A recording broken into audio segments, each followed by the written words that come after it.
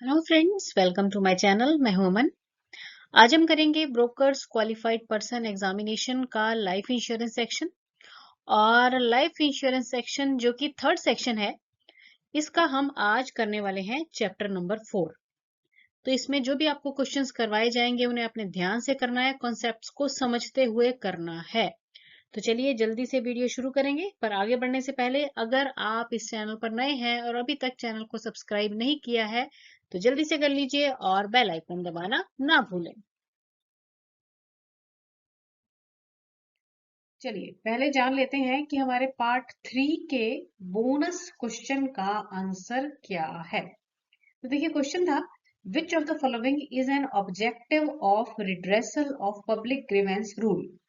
तो देखिए आपको बताना था कि नीचे 3 पॉइंट्स दिए हैं और इन 3 पॉइंट्स में से आपको ये जानना है या ये बताना है कि जो हमारा पब्लिक ग्रीवेंस रूल्स रहते हैं, मतलब शिकायत निवारण तंत्र है, उनका मेन मोटिव क्या है इन तीनों ऑप्शंस में से। मतलब ये जो 3 स्टेटमेंट्स दी गई हैं, ठीक है।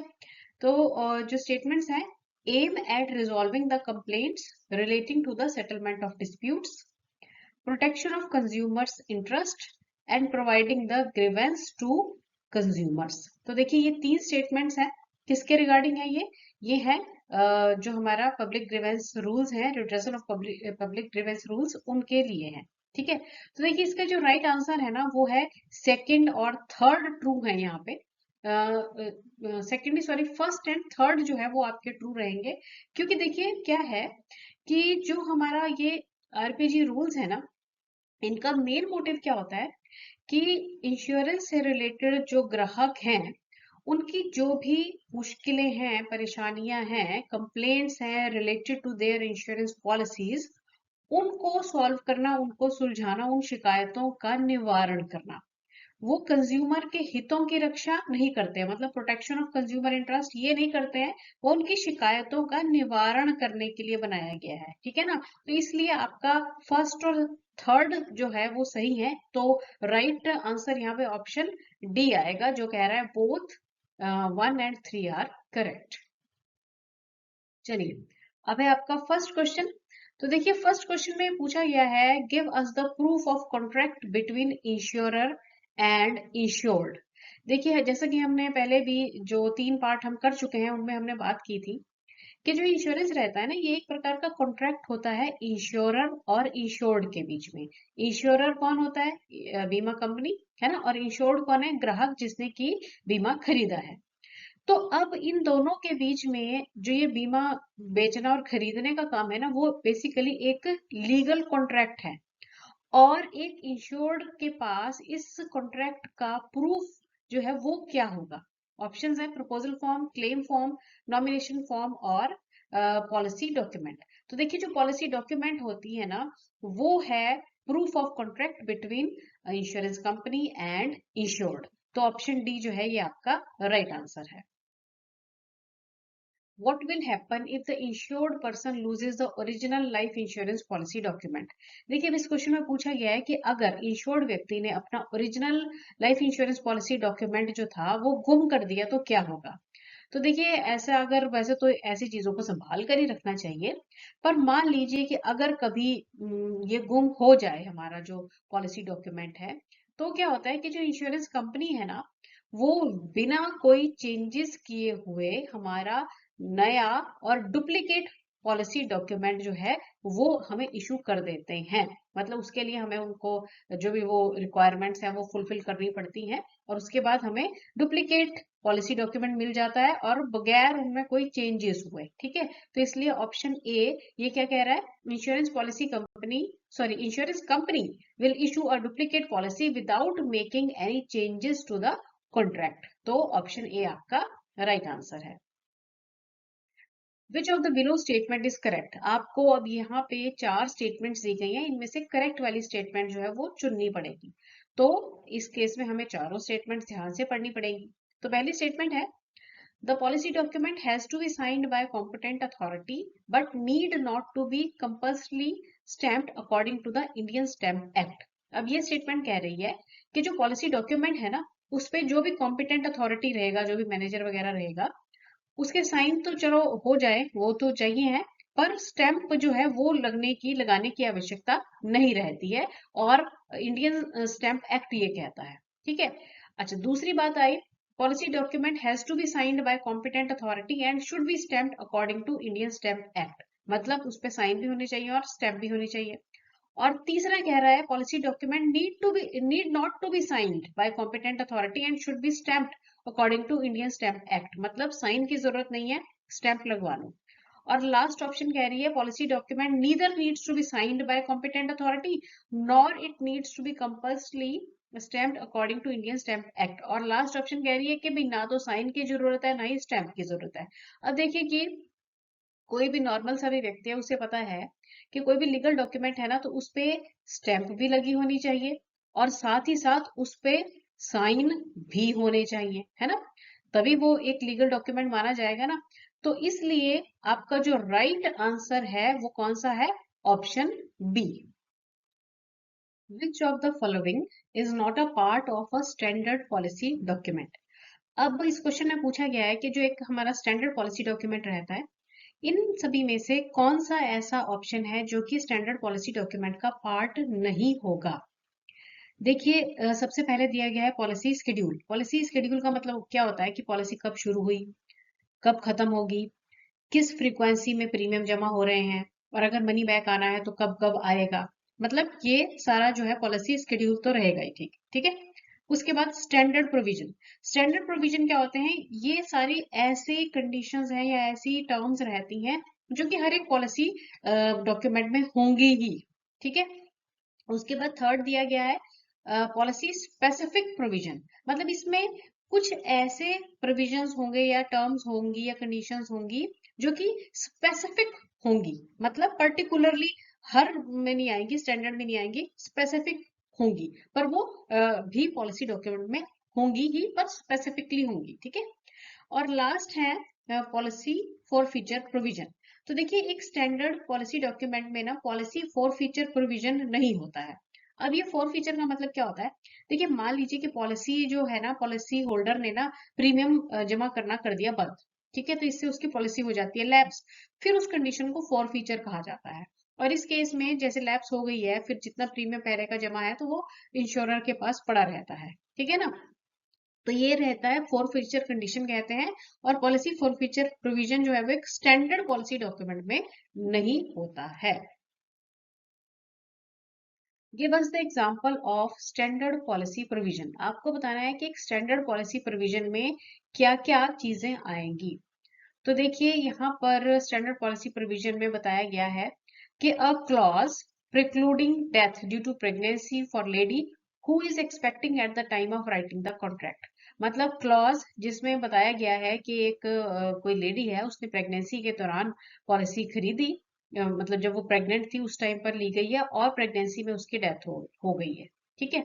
फिर है suicide clause, then clause precluding certain illnesses, मतलब ऐसे क्लॉज जो कि हमें सर्टेन इलनेस के बारे में बता रहे हैं।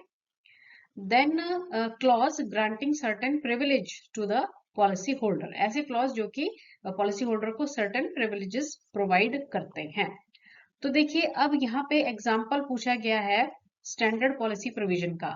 तो देखिए, एक स्टैंडर्ड पॉलिसी में जो प्रोविजन कॉमनली दिए जाते हैं ना वो है सुसाइड क्लॉज, ठीक है। मतलब उसमें बताया जाएगा कि अगर कोई मान लीजिए कि पॉलिसी करवाने के बहुत जल्दी सुसाइड कर लेता है तो क्लेम वगैरह नहीं मिलता है, मतलब इस तरह की कंडीशन जो है वो बताई जाती हैं। तो इसलिए राइट आंसर जो है वो ऑप्शन बी होगा।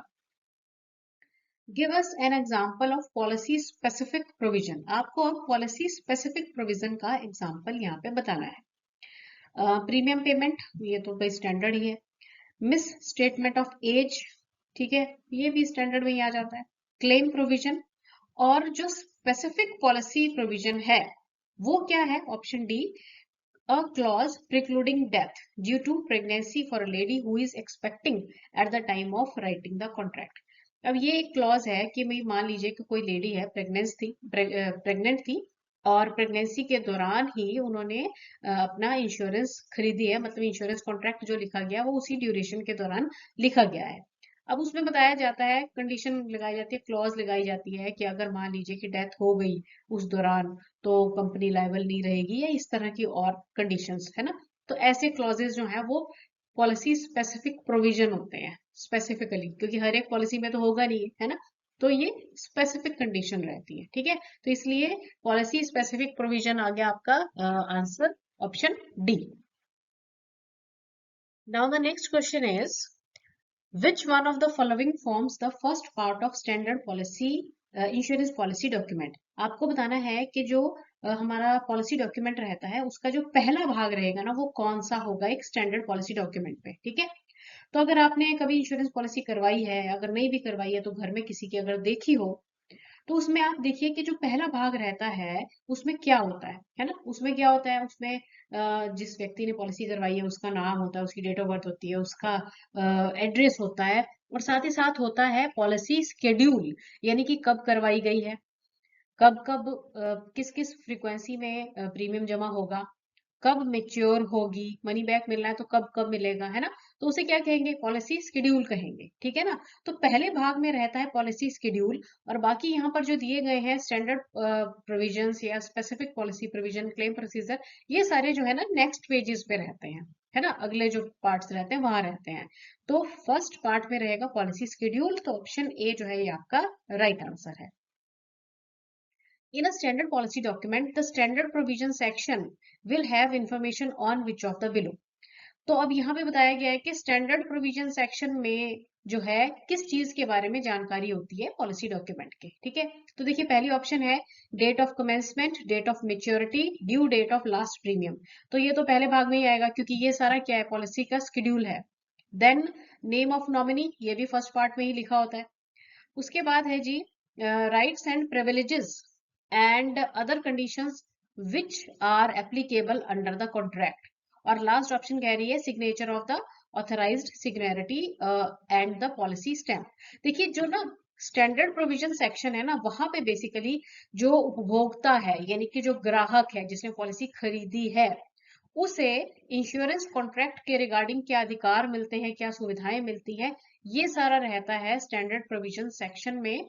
तो ऑप्शन सी जो है ये आपका राइट आंसर है। और ये जो ऑथराइज सिग्नेरिटी एंड पॉलिसी स्टैंप है, ये जो है ना मोस्टली फर्स्ट पार्ट में रहता है या फिर पॉलिसी डॉक्यूमेंट के लास्ट में रहता है ना। और जो स्टैंडर्ड प्रोविजन सेक्शन है उसके लिए राइट आंसर आपका ऑप्शन सी है। For a life assurance policy, nomination is allowed under dash of Insurance Act 1938।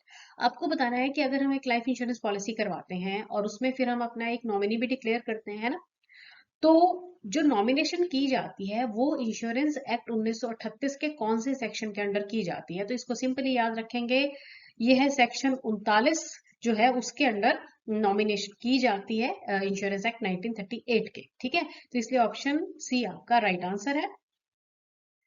अच्छा, अब बात आई नॉमिनी की। नॉमिनी का मतलब क्या होता है ये आपको ध्यान रखना है। नॉमिनी का मतलब होता है कि ना जब हम कोई भी इंश्योरेंस पॉलिसी खरीदते हैं तो उसमें अगर हमें कुछ हो जाए, है ना, तो वो कौन व्यक्ति है जिसे कि हमारे मृत्यु के बाद जो है पॉलिसी से रिलेटेड लाभ मिलेंगे, बेनिफिट्स मिलेंगे, तो उस व्यक्ति को हम कहते हैं नॉमिनी। अब जो नॉमिनी है ना वो कोई भी व्यक्ति अपने स्पाउस यानी कि जीवन साथी को भी बना सकता है, बच्चों को बना सकता है, अपने माता पिता को बना सकता है, मतलब क्लोज रिलेटिव्स जो है, मतलब क्लोज जिनसे हमारा बिल्कुल स्पेशल बॉन्ड है, जिन पर अफेक्ट पड़ता है हमारे ना रहने से, है ना, वो मोस्टली क्या होते हैं, हमारे स्पाउस है, हमारे बच्चे हैं, या फिर हमारे माता पिता हैं।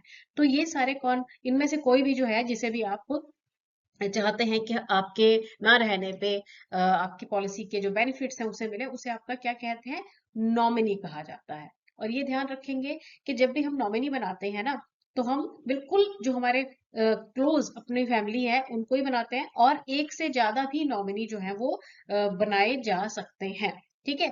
और अगर हम नॉमिनी किसी बच्चे को बनाए, बच्चा इन द सेंस जो 18 साल से कम है, मतलब माइनर को बनाए, तो हमें उस नॉमिनी के साथ एक अपॉइंटी भी अपॉइंट करना पड़ता है, ठीक है, क्योंकि बच्चा तो अभी माइनर है, 18 साल से कम है ना। तो अपॉइंटी जो है वो एक प्रकार से उसका देखभाल करने वाला हो गया, और अपॉइंटी का रोल खत्म हो जाता है जब वही बच्चा 18 साल का कंप्लीट हो जाता है, तो ऑटोमेटिकली अपॉइंटी का रोल जो है वो पॉलिसी में से खत्म हो जाता है, ठीक है। तो ये कुछ बातें आपको नॉमिनेशन से रिगार्डिंग याद रखनी है। चलिए, अब है जी describe the purpose of nomination. अब आपको पता है नॉमिनेशन का पर्पस क्या होता है। तो भाई नॉमिनेशन का पर्पस होता है to appoint a person to receive the policy money in the event of life assured death. मतलब अगर लाइफ अश्योर्ड की डेथ हो जाए तो जो पॉलिसी से पैसा मिलना है फिर वो किसे मिलेगा, उस व्यक्ति को ही मिलेगा जिसे कि नॉमिनी बनाया गया। इस पूरे प्रोसेस को हम नॉमिनेशन कहते हैं। तो ऑप्शन बी आपका राइट आंसर है। How many person can be nominated under a policy, choose the most appropriate option. अब आपको पता है कि नॉमिनेशन के लिए एक या एक से ज्यादा व्यक्तियों को नॉमिनी बनाया जा सकता है। मतलब ये नहीं है कि एक ही को बनाना है, एक से ज्यादा को भी बना सकते हैं। जैसे वाइफ और बच्चों दोनों को बना दिया आपने, या फिर दो बच्चों को बना दिया, तीन बच्चे हैं, चार बच्चे हैं, मतलब एक से ज्यादा भी नॉमिनी जो है वो बनाए जा सकते हैं। इसलिए ऑप्शन डी आपका राइट आंसर है।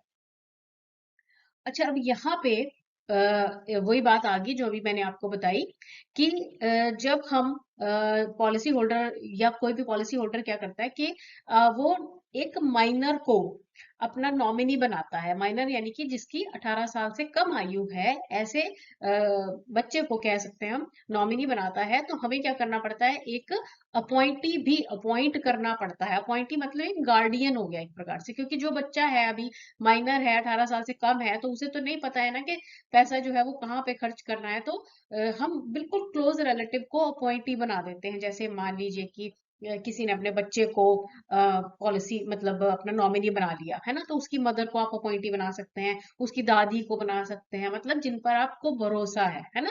तो ऐसे व्यक्ति को हमें अपॉइंटी अपॉइंट करना पड़ता है। और जैसे कि मैंने आपको बताया कि अपॉइंटी का रोल कब खत्म हो जाएगा, जब ये बच्चा जो है 18 साल से कम आयु का बच्चा जो है 18 साल का हो जाएगा, तो अपॉइंटी का रोल जो है वो ऑटोमेटिकली खत्म हो जाता है। Identify the circumstances under which a policy holder would need to appoint an appointee. अब आपको पता है अपॉइंटी कब अपॉइंट करना पड़ता है, जब जो नॉमिनी है वो क्या है, माइनर है, यानी कि 18 साल से आयु अगर नॉमिनी की कम है तो अपॉइंटी अपॉइंट करना पड़ता है।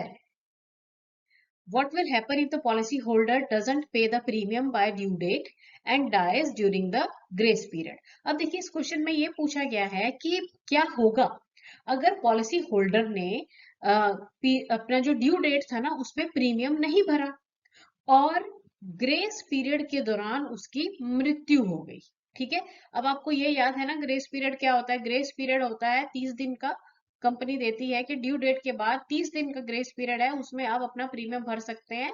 उसमें आपको कोई भी लेट फीस नहीं देनी पड़ेगी। पर अगर आपने 30 दिन भी नहीं, ड्यू डेट के बाद 30 दिन तक भी नहीं भरा, तो फिर क्या हो जाती है, पॉलिसी लैप्स हो जाती है। अब क्वेश्चन ये कह रहे हैं, क्वेश्चन में ये कहा गया है कि ड्यू डेट पर तो प्रीमियम नहीं भरा, पर ग्रेस पीरियड के दौरान उसकी मृत्यु होगी तो क्या होगा।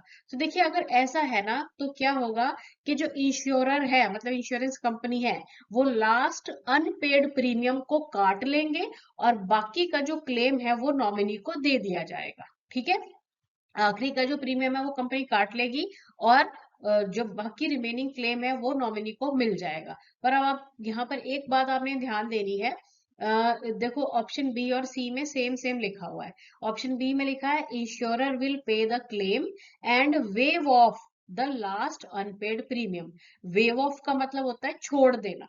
ठीक है, और सी ऑप्शन में क्या है, insurer will pay the claim after deducting the unpaid premium, मतलब काट लेना। तो कंपनी क्यों छोड़ेगी, है ना। तो इसलिए ऑप्शन बी नहीं आया, ऑप्शन सी आया कि भाई इंश्योरर जो है वो क्लेम दे देगा कब, अनपेड प्रीमियम को डिडक्ट करने के बाद। तो इसलिए ऑप्शन सी यहाँ पे राइट आंसर है। पर एक और बात है यहाँ पे, अब अगर ग्रेस पीरियड के बाद उसकी डेथ हुई तो फिर क्लेम मिलने में थोड़ी सी प्रॉब्लम हो सकती है, क्योंकि ग्रेस पीरियड के बाद पॉलिसी जो है वो क्या हो जाती है, लैप्स हो जाती है। ठीक है जी, चले आगे बढ़े। Describe the purpose of assignment. अब देखिए कि हमने अभी तक बात की थी नॉमिनेशन की, अब किस चीज की बात हो रही है, असाइनमेंट की। असाइनमेंट का मतलब क्या होता है कि जो पॉलिसी के राइट्स हैं उन्हें आपने ट्रांसफर कर दिया। ठीक है, उसे कहा जाता है असाइनमेंट। ठीक है ना। तो देखो क्या लिखा है, to transfer the rights of policy. तो मतलब देखो जैसे मान लो कि हमने ना अपनी पॉलिसी के अगेंस्ट लोन लेना है। ठीक है। तो अगर हमने लोन लेना है तो हमें क्या करना पड़ेगा, अपनी पॉलिसी को एक प्रकार से गिरवी रखना पड़ेगा। तो यानी कि जब आपने अपनी पॉलिसी गिरवी रख दी तो जो पॉलिसी के राइट्स थे वो क्या किए आपने, वो राइट्स आपने ट्रांसफर कर दिए, किसको, जिसके पास आपने गिरवी रखा है ना। और इस प्रोसेस को क्या कहते हैं, असाइनमेंट कहते हैं। Generally the insurance companies do not hold the premium in case of fraud or misrepresentation. However, due to which the following circumstances the insurer can retain the premium of the policy holder. अब देखिए कि यहाँ पे कहा गया है कि generally जो इंश्योरेंस कंपनीज हैं वो प्रीमियम जो है वो होल्ड नहीं करती हैं in case of fraud and miss representation, है ना। पर कुछ सर्कमस्टांस नीचे बताए गए हैं, वो ढूंढना है कौन सा सर्कमस्टांस है जहां पर पॉलिसी होल्डर का प्रीमियम जो है वो रिटेन कर लिया जाता है। ठीक है, तो ऑप्शंस हैं fraudulent claim, indisputability clause, redressal procedure and pending decision from the ombudsman. तो देखिए जहां पर indisputability clause है ना, वहां पर जो है ऐसे केसेस में प्रीमियम जो है वो पॉलिसी होल्डर का इंश्योरर के द्वारा रिटेन कर लिया जाता है। तो इसलिए ऑप्शन बी जो है ये आपका राइट आंसर है। What is meant by claim under insurance policy. देखिए इंश्योरेंस पॉलिसी में क्लेम से आप क्या समझते हैं। देखिए क्लेम शब्द का मतलब हिंदी में होता है मुआवजा, है ना। अब जब भी कोई पॉलिसी करवाई जाती है, चाहे हम लाइफ पॉलिसी की बात करें या नॉन लाइफ पॉलिसी की बात करें, क्लेम कब आएगा, जब भी कुछ मिस हैपनिंग होगी, है ना। तो देखो जब पॉलिसी ली गई है तो उस समय पॉलिसी जो है वो बेसिकली एक कॉन्ट्रैक्ट है जिसमें कि इंश्योरर और इंश्योर्ड इनके बीच में कॉन्ट्रैक्ट होता है। इंश्योरर कहता है कि अगर कुछ भी मुसीबत आ गई तो आपको मैं इतना क्लेम दूंगा, और इंश्योर्ड की तरफ से ये प्रॉमिस होता है कि मैंने पॉलिसी खरीदी है और उसके बदले में मैं आपको इतना इतना प्रीमियम देता रहूंगा, है ना। तो अब क्लेम क्या होता है, ये बेसिकली एक डिमांड है to fulfil the insurer's obligation. मतलब देखो जो इंश्योर्ड था उसने तो अपना वादा पूरा किया, उसने सारे प्रीमियम भरे। अब अगर क्लेम आ जाता है तो अब किसकी बारी है, इंश्योरर की, है ना। ताकि उसने जो प्रॉमिस किया है उसको वो फुलफिल करे। तो a demand to fulfil the insurer's obligation, इसको आप कह सकते हैं क्लेम। और इसकी एक और डेफिनेशन भी है, इस तरह से भी क्वेश्चन पूछा जा सकता है कि claim is a demand that insurer should make good the promise specified in the contract. मतलब क्लेम एक ऐसी डिमांड है जिसमें कि इंश्योरर को कॉन्ट्रैक्ट में अपना किया गया प्रॉमिस जो है वो अब पूरा करना होगा। ठीक है जी, चले आगे बढ़े। As per insurance regulatory and development authority of India यानी कि IRDAI regulations 2017, what is the stipulated period within which claim under a life insurance policy shall be paid or shall be disputed provided that company has received all relevant papers। अब देखिए इस question में ये पूछा गया है कि as per IRDAI 2017 guidelines अगर क्लेम के लिए कागज दे दिए गए हैं, मतलब जो क्लेमेनेंट था उसने सारे जो क्लेम से रिलेटेड सारे डॉक्यूमेंट्स जमा करवा दिए हैं, तो अब जो इंश्योरेंस कंपनी है वो या तो क्लेम पे करे, और अगर क्लेम मान लो पे नहीं हो रहा है, कुछ डिस्क्रिपेंसी आ रही है, डिस्प्यूट है कोई, तो मतलब जवाब दे कितने दिन का टाइम रहता है कि भाई कंपनी को या तो क्लेम पे कर देना है सारे डॉक्यूमेंट्स आ जाने के बाद, या फिर अगर नहीं भी करना है तो जो भी रिलेटेड इंफॉर्मेशन है वो क्लेमेनेंट को पहुंचानी है। तो उसके हिसाब से 30 दिन का समय जो है IRDAI रेगुलेशंस 2017 ने 17 ने फिक्स किया हुआ है कि 30 दिन के अंदर अंदर या तो क्लेम दे दो, और अगर नहीं भी दे रहे हैं तो भी क्लेमेनेंट को उससे रिलेटेड जानकारी दो। ठीक है ना, तो ये है 30 डेज, इससे ज्यादा नहीं करना है। ये इंश्योरेंस कंपनीज को गाइडलाइंस है IRDAI की। ठीक है जी, चलिए आगे बढ़ते हैं। In case of presumption of death of life assured, which one of the following document needs to be submitted by nominee? अब देखिए यहाँ पर बात हो रही है प्रिजम्पशन ऑफ डेथ की। मतलब जो लाइफ अश्योर्ड है जिसने पॉलिसी खरीदी थी उसको ये माना जा रहा है कि उसकी मृत्यु हो चुकी है। मतलब कोई प्रूफ नहीं है, ऐसा हो सकता है कि बॉडी ना मिली हो, प्रिज्यूम किया गया है कि उसकी डेथ हो चुकी है। तो अब जो नॉमिनी है उसे यहाँ पे कौन सा डॉक्यूमेंट जो है वो सबमिट करना पड़ेगा इंश्योरेंस कंपनी के पास। तो ऑप्शंस हैं death certificate from municipal corporation, decree from a competent court, employer certificate, inquest report. देखिए अब यहाँ पे प्रिजम्पशन ऑफ डेथ है और ऐसे केसेस में जनरली जो मिसिंग लोग होते हैं ना, गायब हो गए हैं, गुम हो गए हैं, नहीं पता चल रहा है काफी टाइम से, तो उनका माना जाता है कि प्रिज्यूम किया जाता है कि उनकी डेथ हो चुकी है ना। तो ऐसे केसेस में, तो इस तरह के केस में decree from the competent court यानी कि जो कोर्ट डिसीजन देगा वो जो है फिर नॉमिनी अपना डॉक्यूमेंट के रूप में सबमिट कर सकता है। तो इसलिए ऑप्शन बी जो है आपका राइट आंसर है। Which one of the following is false. अब आपको बताना है, चार स्टेटमेंट्स दी गई हैं, इनमें से कौन सी स्टेटमेंट फॉल्स है, गलत है। Death claim payable only to the assignee और नॉमिनी, मतलब जो डेथ क्लेम है वो सिर्फ असाइनी या फिर नॉमिनी को ही दिया जाएगा। Maturity claim is payable to nominee, मतलब जो मेच्योरिटी क्लेम है वो नॉमिनी को मिलेगा। Survival benefit is payable to policy holder and surrender value payable to policy holder. अब देखिए यहाँ पर सिर्फ और सिर्फ जो सेकंड स्टेटमेंट है ना वो गलत है। Means maturity claim is payable to nominee. देखो मेच्योरिटी का जो पैसा है वो कब मिलेगा? मेच्योरिटी तो तभी होती है ना पॉलिसी की, अगर जो पॉलिसी होल्डर है वो पूरी पॉलिसी टर्म के दौरान ठीक ठाक रहता है, सकुशल रहता है, तभी मेच्योरिटी मिलती है ना। अगर वो पहले ही उसकी डेथ होगी पॉलिसी टर्म के दौरान ही, फिर तो डेथ क्लेम ही मिलेगा, डेथ क्लेम ही मिलेगा नॉमिनी को। जो मेच्योरिटी है तो वो तो पॉलिसी होल्डर खुद ही लेगा, है ना। तो जो गलत स्टेटमेंट है ना वो है maturity claim payable to nominee, ये गलत है। बाकी तीनों स्टेटमेंट्स जो हैं वो सही हैं, क्योंकि सर्वाइवल बेनिफिट जो है वो भी पॉलिसी होल्डर ही लेगा, सरेंडर भी करवाएगा तो पॉलिसी होल्डर खुद ही करवाएगा, है ना। तो यहाँ पे रॉन्ग जो इन्फॉर्मेशन है वो है सेकंड वाली, तो इसलिए option B only second is false is the right answer. अच्छा अब यहाँ पे थोड़ी सी आपको जानकारी लेनी है। अब देखो कि एक्सीडेंटल डेथ कौन सी होती है? अगर मान लीजिए कि एक्सीडेंट से मृत्यु हो रही है ना। अब एक्सीडेंट से मृत्यु का मतलब क्या हो गया कि ज्यादातर एक्सीडेंट्स कहाँ होते हैं? रोड पे होते हैं, सड़क पे, है ना। अब सड़क पे अगर किसी की मृत्यु हो जाती है तो क्या होता है? पुलिस आ जाती है। अब पुलिस आती है और वो डेड बॉडी को ले जाती है, उसके बाद एफआईआर वगैरह होगी, पोस्टमार्टम होगा, और पोस्टमार्टम के बाद पुलिस जो है ना वो एक रिपोर्ट बनाती है जिसे कि एक्सीडेंटल डेथ में उसे क्या कहते हैं? इनक्वेस्ट रिपोर्ट कहते हैं। अब जो भी एक्सीडेंटल डेथ केस होगा ना उसका जब क्लेम के लिए अप्लाई किया जाता है तो इनक्वेस्ट रिपोर्ट लगाना बहुत बहुत जरूरी होता है। मतलब अगर एक्सीडेंटल डेथ केस है तो उसमें डेथ क्लेम के जितने भी डॉक्यूमेंट्स हैं उनमें इनक्वेस्ट रिपोर्ट इज मैंडेटरी। अगर ये नहीं लगाया तो क्लेम नहीं मिलेगा, ठीक है। ये याद रखना, ये नेचुरल डेथ में नहीं चाहिए होती है, नेचुरल में तो मिलेगी नहीं क्योंकि पुलिस बना के देती है ना। नेचुरल डेथ क्या क्या है? जैसे मान लो कि व्यक्ति बीमार हो गया और हॉस्पिटल में डेथ हो गई, अगर कोई डेथ होगी तो उसमें तो पुलिस का कोई काम ही नहीं है, कोई रोल ही नहीं है, ठीक है ना। तो इनक्वेस्ट रिपोर्ट कहाँ पे जरूरी है? एक्सीडेंटल डेथ केस में, ठीक है। अब एक और यहाँ पे पॉइंट दिया गया है, अर्ली डेथ क्लेम। अब देखो कि अगर किसी व्यक्ति ने पॉलिसी करवाई है, ठीक है, और पॉलिसी करवाने के 3 साल के अंदर अंदर उसकी डेथ हो जाती है, तो ऐसे जो क्लेम होते हैं ना उनको अर्ली डेथ क्लेम कहते हैं।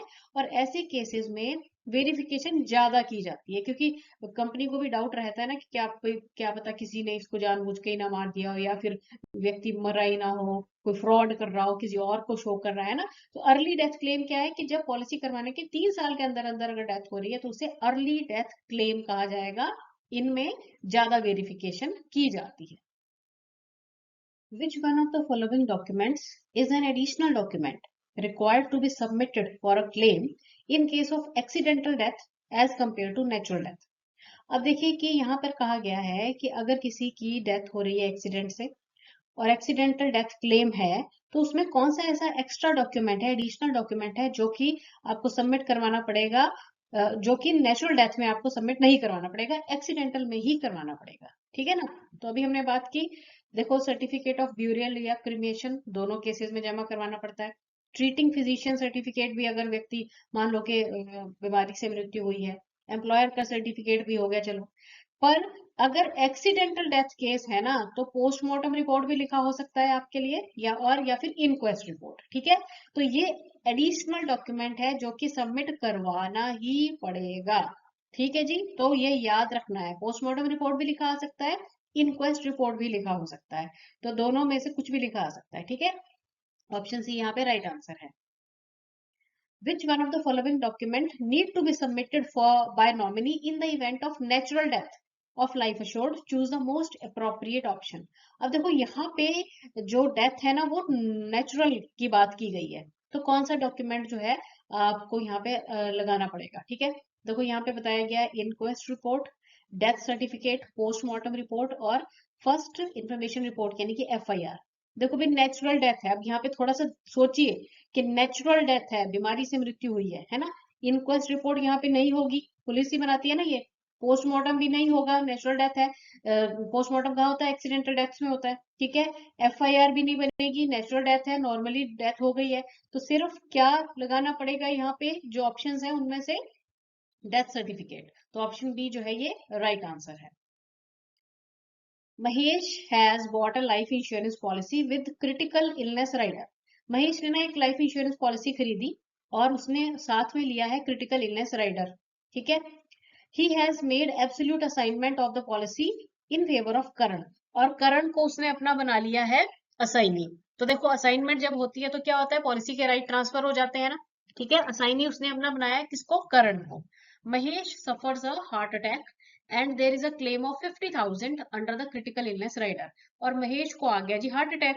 अब इस पॉलिसी में क्योंकि उसने क्रिटिकल इलनेस राइडर भी लिया हुआ था तो उसका क्लेम 50,000 रुपया मिलना है। ठीक है ना, तो अब ये पूछ रहे हैं कि to whom will the payment be made in this case. अब कि इस केस में पेमेंट किसे मिलेगी, महेश को, करण को, या फिर उनको शेयर मिलेगा, है ना। तो देखो भाई सीधी सी बात है कि ये जो पेमेंट है ना वो मिलेगी करण को। क्यों, क्योंकि उसने असाइनी बनाया हुआ है करण को।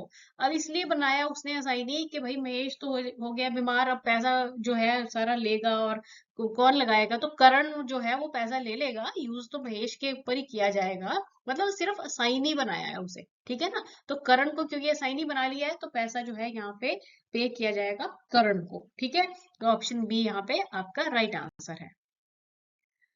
Parveen died in the car accident. The beneficiary submits the document for the death claim.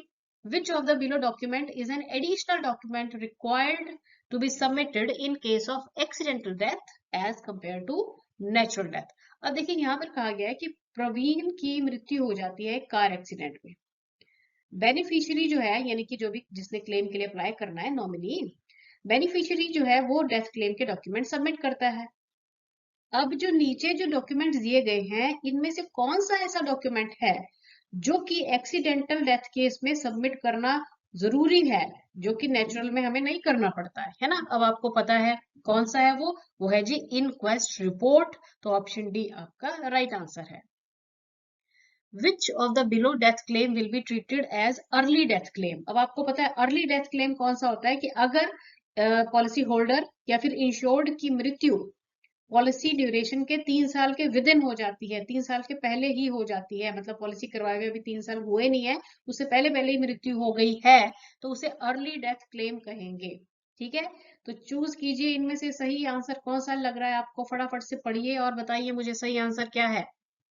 तो देखो पहले केस में विद इन 3 ईयर डेथ हो रही है, दूसरे में विद इन 5 ईयर, फिर विद इन 7 और विद इन 10। तो अर्ली डेथ क्लेम जो है वो कौन सा होगा, ऑप्शन ए, 3 साल के अंदर अंदर पॉलिसी करवाने के मृत्यु हो जाती है तो अर्ली डेथ क्लेम इसे कहा जाएगा, ऑप्शन ए जो है ये राइट आंसर है।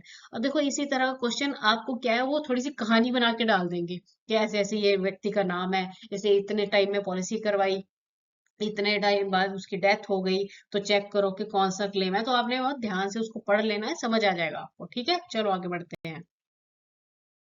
Given below are some events that will trigger the survival claim, identify which of the below statement is incorrect. अब देखो सर्वाइवल क्लेम का मतलब क्या होता है, कि अगर व्यक्ति सर्वाइव करता है ना। जैसे हमने शायद सेकंड या थर्ड वीडियो जो हमारा पार्ट रहा है उसमें हमने मनी बैक पॉलिसी के बारे में बात की थी, पीरियोडिकल सर्वाइवल क्लेम की बात की थी, जो मनी बैक मिलता है ना। तो सर्वाइवल क्लेम वही है कि जब व्यक्ति सर्वाइव कर रहा है उस दौरान पॉलिसी से रिगार्डिंग जो उसे पैसा मिलता है उसे सर्वाइवल क्लेम कहते हैं, ठीक है ना, या फिर मेच्योरिटी पर मिलता है उसे भी सर्वाइवल क्लेम कह सकते हैं आप। तो अब सर्वाइवल क्लेम के रिगार्डिंग यहाँ पे आपको रॉन्ग या फिर इनकरेक्ट स्टेटमेंट चूज करनी है। चलिए पढ़ते हैं।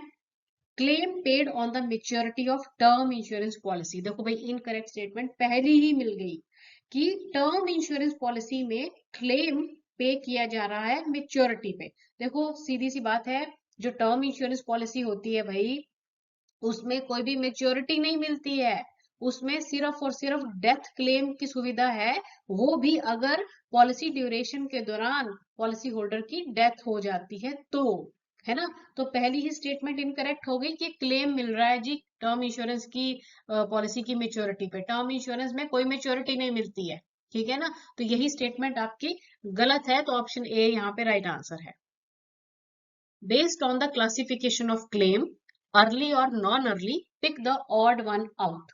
अब देखिए इसमें कहा गया है कि अगर हम क्लेम की बात करें, ठीक है, अर्ली और नॉन अर्ली, तो आपको ऑड चुनना है, मतलब जो बाकियों से अलग है। Ramya dies after 6 months of buying the term insurance plan. Ramya ने टर्म इंश्योरेंस पॉलिसी खरीदी और 6 महीने बाद ही उसकी मृत्यु हो गई। Manoj dies after 1.5 year of buying term insurance plan. Manoj की मृत्यु हो गई भाई 1.5 साल के बाद। डेविड की हो गई है 2.5 years, मतलब 2.5 साल के बाद। और प्रवीण की हुई है 5.5 years के बाद, 5.5 साल के बाद। अब देखो यहाँ पे जो डिफरेंट है, ऑड है सभी में, वो कौन सा है? ऑप्शन डी, क्योंकि बाकी तीनों तो अर्ली डेथ क्लेम है ना, क्योंकि ये सारे 3 साल से पहले ही इनकी मृत्यु हो रही है। पर जो प्रवीण है इसकी मृत्यु 5.5 साल बाद हो रही है पॉलिसी खरीदने के, तो ये नॉन अर्ली में चला जाएगा, डिफरेंट आएगा यहाँ पर ये, ठीक है ना। तो ऑप्शन डी आपका राइट आंसर है। Given below is a list of documents to be submitted for normal death या फिर natural death by the beneficiary in event of death of insured. Pick the odd one out which is additionally required to be submitted in the case of death by accident. अब देखो यहाँ पर इन्होंने कहा है कि नेचुरल डेथ में तो ये जो सबमिट करने ही है, पर इनमें से कौन सा ऐसा है जो कि सिर्फ एक्सीडेंटल डेथ केस में ही सबमिट करना पड़ता है, नेचुरल में उसे सबमिट करने की जरूरत नहीं रहती है। Inquest report, claim form, certificate of burial और क्रिमेशन, हॉस्पिटल सर्टिफिकेट। तो देखो आपको आई थिंक अब तो याद ही हो गया होगा कि एक्सीडेंटल डेथ केस में इंक्वेस्ट रिपोर्ट लगानी पड़ती है, नेचुरल डेथ में नहीं लगानी पड़ती, ठीक है ना। तो ऑप्शन ए आपका राइट आंसर है। Which of the following is true, आपको बताना है कि इनमें से सही कौन सा है। Customer initiates the process of maturity claim, IRDAI initiates the process of maturity claim, agent initiates the process of maturity claim, and insurer initiates the process of maturity claim. तो देखिए यहाँ पे जो ट्रू है ना सिर्फ वो है फोर्थ। जो मेच्योरिटी क्लेम है ना वो सिर्फ और सिर्फ इंश्योरर के द्वारा ही, इंश्योरर यानी कि इंश्योरेंस कंपनी के द्वारा ही इनिशिएट किया जाता है। क्योंकि देखो अगर डेथ क्लेम आ गया तो कस्टमर उसको स्टार्ट करेगा कि मेरे को दो ये। जब मेच्योरिटी का क्लेम है ना तब तो वो रिस्पॉन्सिबिलिटी टोटली किसकी है? इंश्योरर की है, इंश्योरेंस कंपनी की है, वो इनिशिएट करते हैं और ऑटोमेटिकली जब मेच्योरिटी आनी है तो वो पॉलिसी होल्डर के अकाउंट में पैसा आ जाता है, ठीक है ना। तो ये इनिशिएट कौन करता है? इंश्योरर या फिर इंश्योरेंस कंपनी। तो आपका फोर्थ वाला सही है, इसलिए ऑप्शन डी आपका राइट आंसर है। Describe an asset in general, choose the most appropriate option. आपको बताना है कि असेट क्या होता है। देखो असेट क्या है ना, असेट जो है ना वो आपका ऐसा समझ लो कि वो आपकी प्रॉपर्टी है ना, जो आपकी आपकी अपनी प्रॉपर्टी है उसे आप अपना असेट कहेंगे, ठीक है। तो अब यहाँ पे आपको सबसे सुटेबल ऑप्शन चुननी है।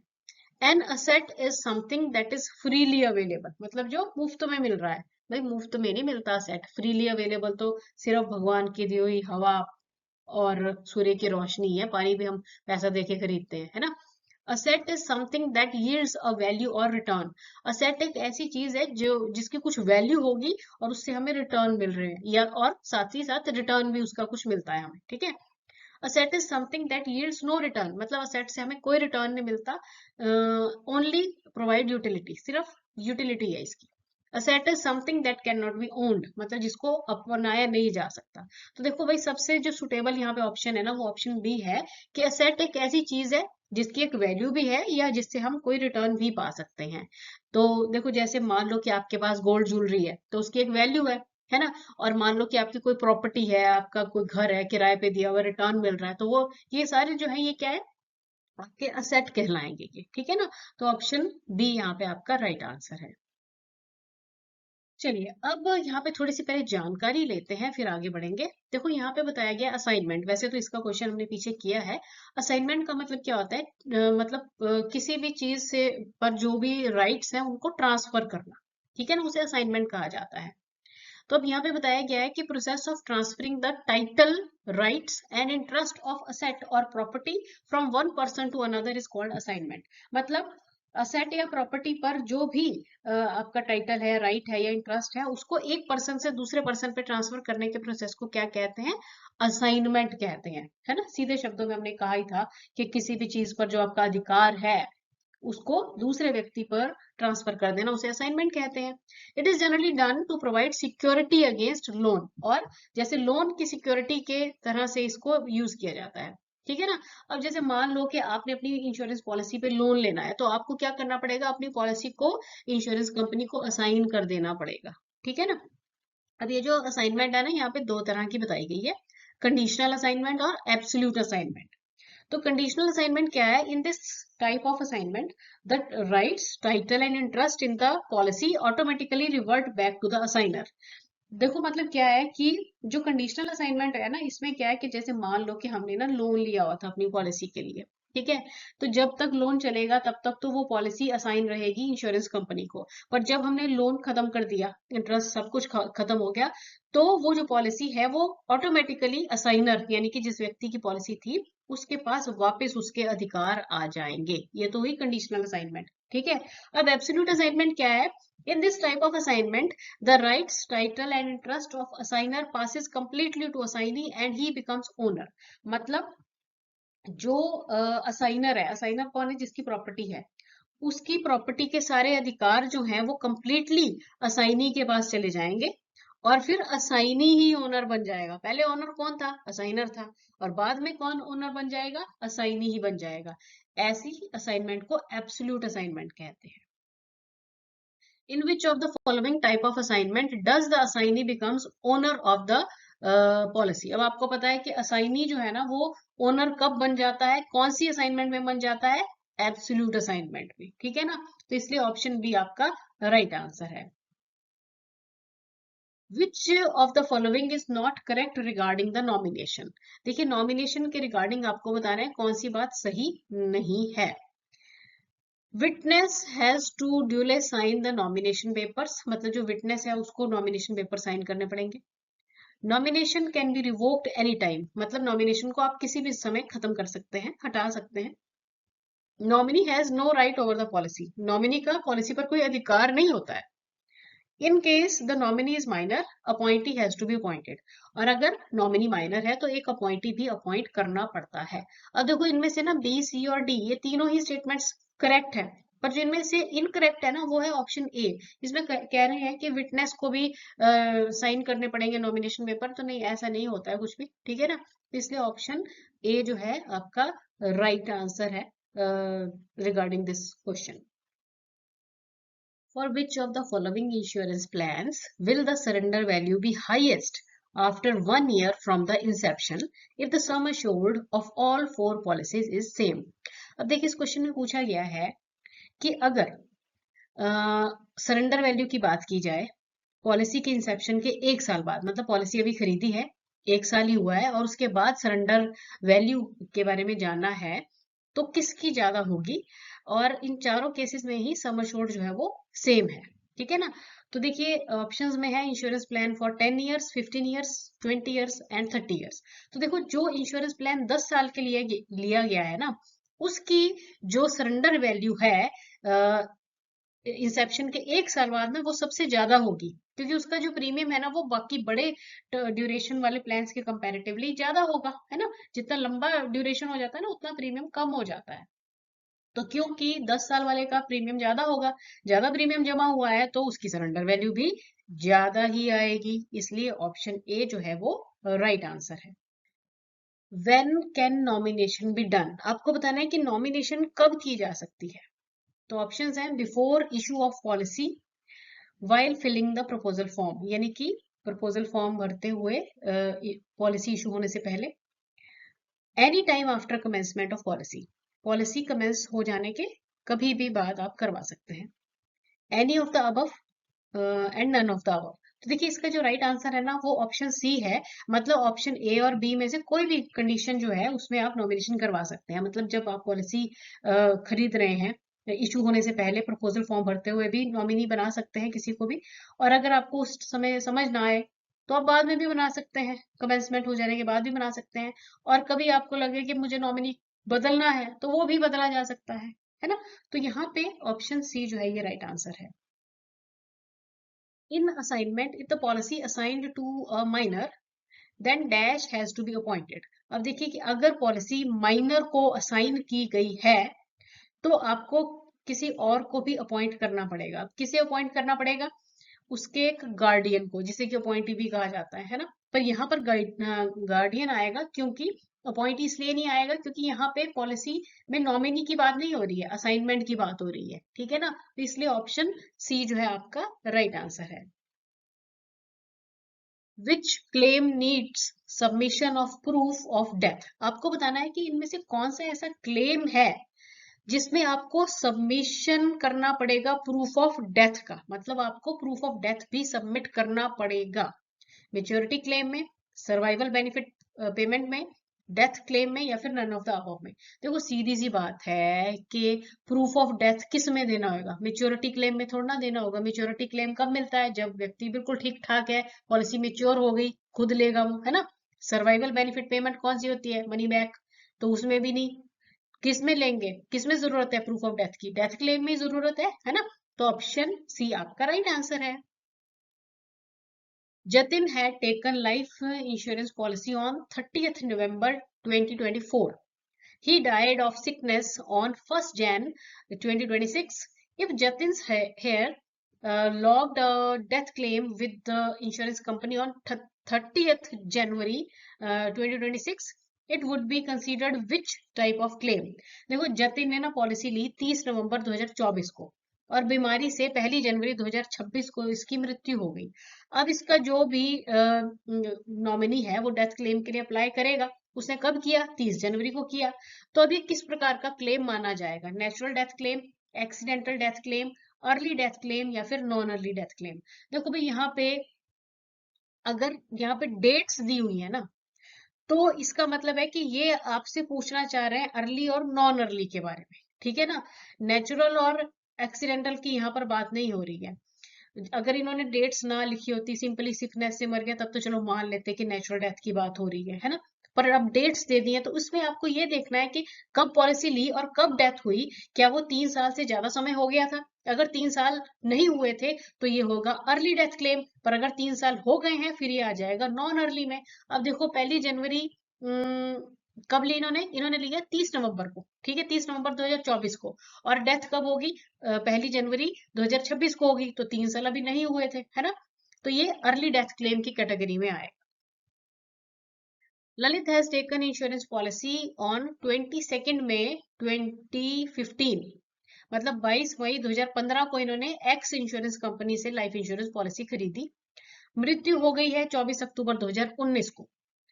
अब इनका 30 दिसंबर को 2019 को इन्होंने अप्लाई किया, इनके जो भी नॉमिनी थे क्लेम के लिए। अब ये किस तरह का क्लेम है?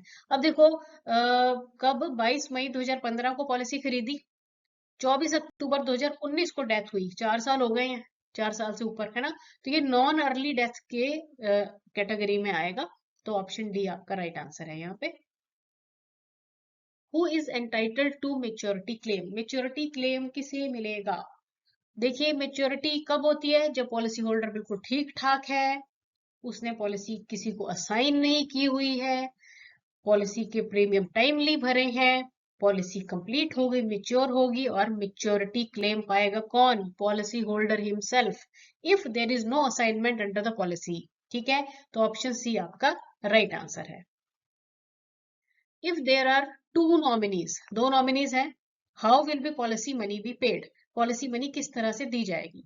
तो देखो क्या होता है कि अगर दो नॉमिनी है ना, तो डिपेंड करता है कि कितना परसेंटेज उनके लिए पॉलिसी में बताया गया है। अगर 50-50 है तो ज्वाइंटली मिल जाएगा, है ना।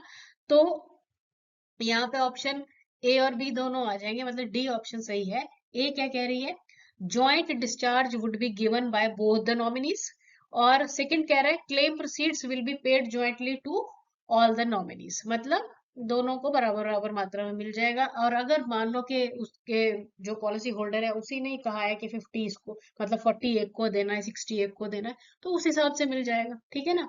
तो इसमें कोई ज्यादा टेंशन वाली बात नहीं है। If the policyholder dies after due date of survival benefit claim, but before settlement of the claim, the rights for that survival benefit would vest in। अब देखिए यहाँ पर इन्होंने कहा कि पॉलिसी होल्डर की डेथ हो गई, जो सर्वाइवल बेनिफिट क्लेम का ड्यू डेट था उसके बाद, पर अभी क्लेम सेटलमेंट नहीं हुआ है। तो अब जो राइट्स रहेंगे सर्वाइवल बेनिफिट के, वो किसे जाएंगे?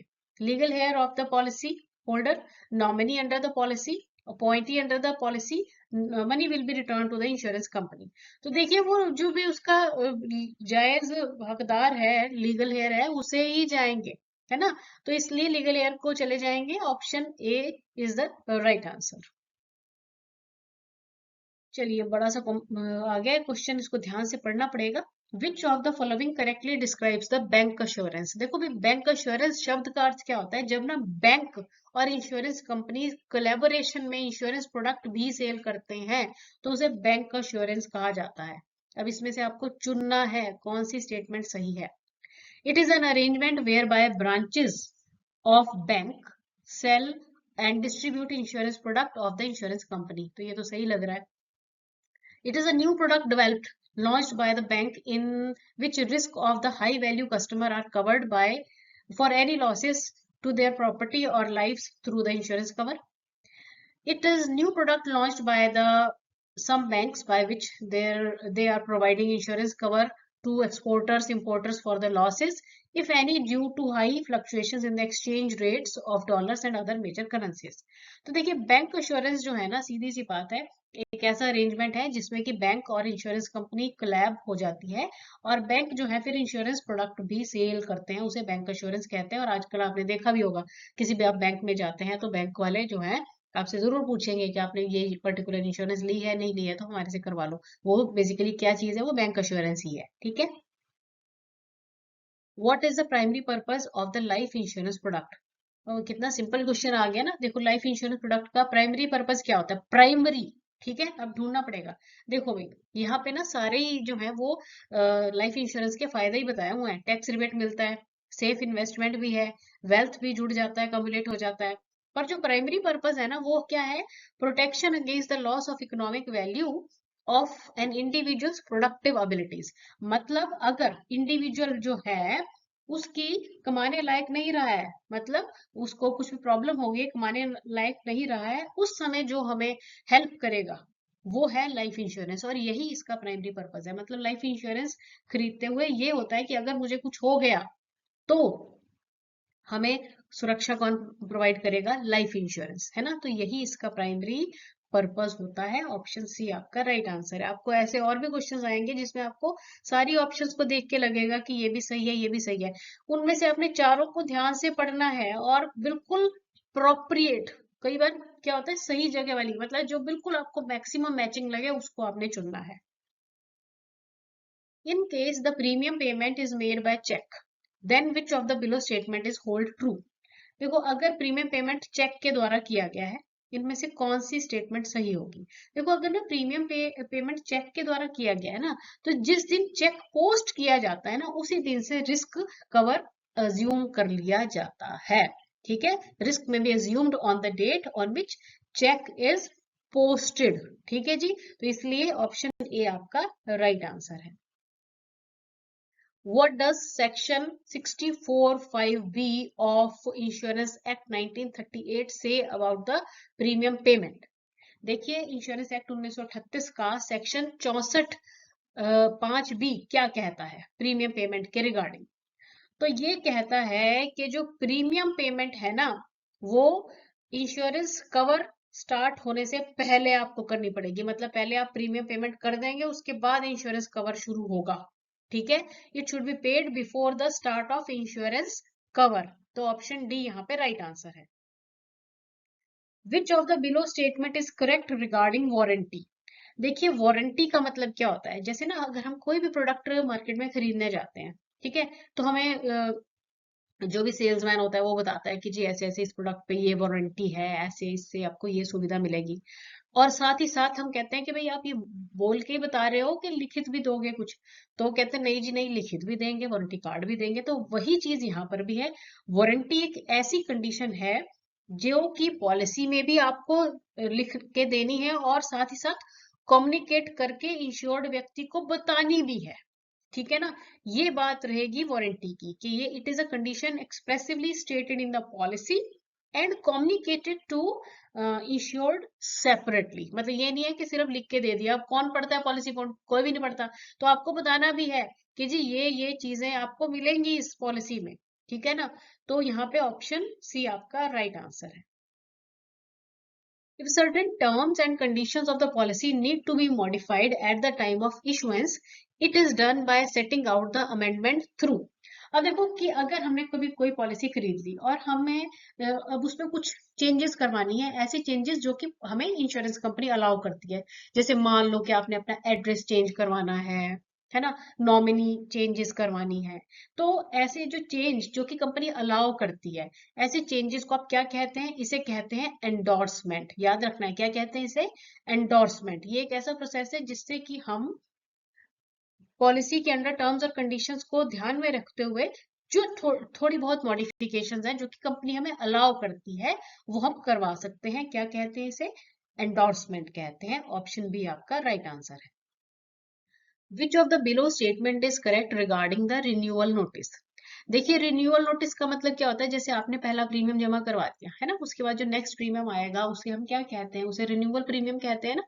तो अब रिन्यूअल नोटिस मतलब आपकी पॉलिसी जो है, जैसे जैसे आप अगला अगला प्रीमियम भरते जाते हैं ना, आपकी पॉलिसी क्या होती रहती है? रिन्यू होती रहती है, एक प्रकार से ऐसे समझो, है ना। तो अब यहाँ पे कहा गया है कि रिन्यूअल नोटिस के रिगार्डिंग करेक्ट स्टेटमेंट आप यहाँ पे बताएंगे। देखिए करेक्ट स्टेटमेंट ना ऑप्शन डी है। ये कहती है कि जो रेगुलेशंस है, मतलब जो IRDAI रेगुलेशंस है ना, उनके हिसाब से इंश्योरर को ये कोई लीगल ऑब्लिगेशन नहीं है कि आपको रिन्यूअल नोटिस भेजना ही पड़ेगा। पर ये है कि आजकल जो कंपनीज हैं वो मार्केटिंग स्ट्रेटेजीज के अंतर्गत मैसेजेस करती रहती हैं अपने कस्टमर्स को कि आपका पॉलिसी ड्यू होने वाला है तो पैसा अपना जमा करवा दें या फिर बैंक में रखें, है ना। पर ऐसा कोई लीगल ऑब्लिगेशन इंश्योरर्स को नहीं होता है। ठीक है जी, तो ये करेक्ट स्टेटमेंट है ऑप्शन डी।